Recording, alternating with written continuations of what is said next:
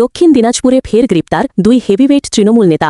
বুনিয়াদপুর পুরসভার প্রাক্তন চেয়ারম্যান তথা প্রাক্তন মন্ত্রী বিপ্লব মিত্র ঘনিষ্ঠ কমল সরকারকে জমি বিক্রির নামে তোলা ও টাকা নেওয়ার অভিযোগে বৃহস্পতিবার গ্রেপ্তার করে বংশীহারি থানার পুলিশ।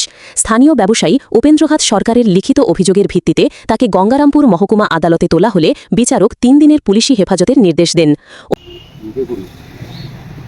আমার সরাইহাট এফসাই মিলের সামনে আমার নিজস্ব একটা প্রপার্টি ছিল, সেই প্রপার্টিটা আমি বিক্রি করি। তখন এই কমল সরকার চেয়ারম্যান, তার কিছু পোষা গুন্ডা বাহিনী আছে, এদের কাজ কে কোথায় জায়গায় বিক্রি করলো সেখান থেকে তুলতে এরা তোলে এরা প্রত্যেকটা জায়গায়, শুধু আমার ক্ষেত্রে না, এরকম অনেক, কিন্তু কেউ অভিযোগ করার সাহস দেখায় না। তখন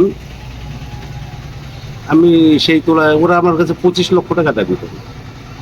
কি কারণে? আমি জায়গা বিক্রি করেছি, তোলা দিতে হবে 25 লক্ষ টাকা। তখন এরা আমাকে পানি মারার হুমকি দেয়, তো আমি দিতে অস্বীকার করি আর কি। তারপরে তো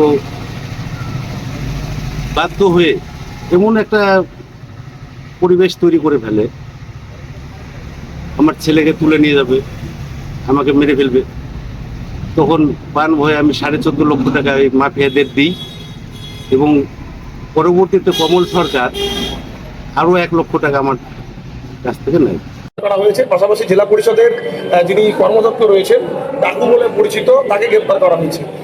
এই দুটোর মধ্যে কি আপনারা মনে করছেন যে রাজনৈতিকভাবে করা হয়েছে নাকি যাদের বিরুদ্ধে? অবশ্যই ভোটারটাই রাজনৈতিক। এখানটায় আমাদের হচ্ছে এর আগে জেনারেল সেক্রেটারি ছিলেন হচ্ছে মফিজউদ্দিন মিয়া, তাকেও একটা 25 সালে বলছে কনস্টেবল অ্যাপয়েন্টমেন্টের সময় নাকি তিনি তার কাছ থেকে টাকা পেয়েছেন। 25 সাল, 26 সাল চলে গেছে অর্ধেক।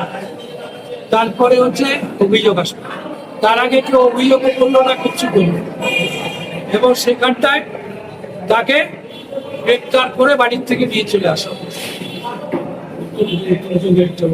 উত্তম চৌধুরী, তার বিরুদ্ধে কি মূর্তি ভাঙ্গার অভিযোগ।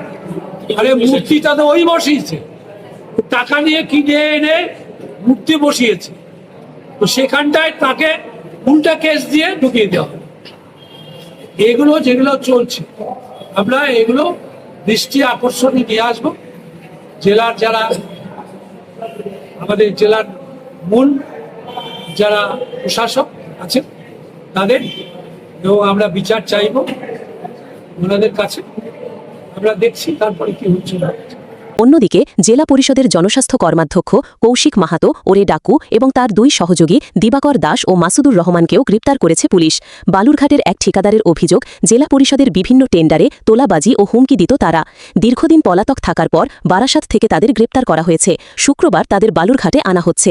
সময় আরএসপিতে থাকা কৌশিক মাহাতো পরে তৃণমূলে যোগ দেন। তার বিরুদ্ধে অতীতে গরু পাচার, মাদক পাচার ও দুর্নীতির একাধিক অভিযোগ উঠলেও প্রশাসনিক পদক্ষেপ হয়নি বলে দাবি বিরোধীদের। দক্ষিণ দিনাজপুর জেলায় একাধিক তৃণমূল নেতা গ্রেপ্তার হয়েছে। তৃণমূলের প্রাক্তন চেয়ারপারসন গ্রেপ্তার হয়েছেন বুনিয়াদপুরে। কি বলবেন, কি খবর হয়েছে আপনাদের কাছে? তো তৃণমূল তো কোনো রাজনৈতিক দল ছিল না, বিভিন্ন চোরেরা ওই জায়গায় একটা চোরেদের আখড়া ছিল। চাকরির নাম করেই সম্ভবত সমস্ত জন যারা অ্যারেস্ট হয়েছে, সেখানে বুনিয়াদপুর পৌরসভার প্রাক্তন চেয়ারম্যান সহ আর হিলি থেকেও এরকম এক ব্যক্তি অ্যারেস্ট হয়েছে। এদের প্রত্যেকেরই বিরুদ্ধে আর অভিযোগ আছে, তারা চাকরি নিয়েছে, যার কাছ থেকে পয়সা নিয়েছে, এরকম একাধিক অভিযোগ তাদের বিরুদ্ধে ছিল। এতদিন প্রশাসন সেটাকে ধামাচাপা দিয়ে রেখেছিল, কিন্তু ভারতীয় জনতা পার্টির সরকার এসছে, কোনোভাবেই কোনো চোর তৃণমূল নেতাকে ছাড়া হবে না, প্রত্যেককেই অ্যারেস্ট হবে এবং উপযুক্ত সাজা হবে।